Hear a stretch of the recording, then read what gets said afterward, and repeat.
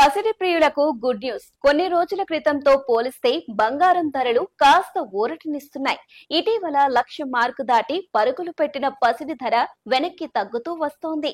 Iran, Israel మధ్య ఉద్రిక్త పరిస్థితులు సద్దుమణగడం, డిమాండ్ తగ్గడంతో అంతర్జాతీయంగా బంగారం, వెండి ధరలు క్రమంగా దిగివస్తున్నాయి. కొన్ని రోజుల క్రితం 1,02,000కు పైగా పెరిగిన తులం బంగారం ధర ఇప్పుడు 97,000కు తగ్గింది.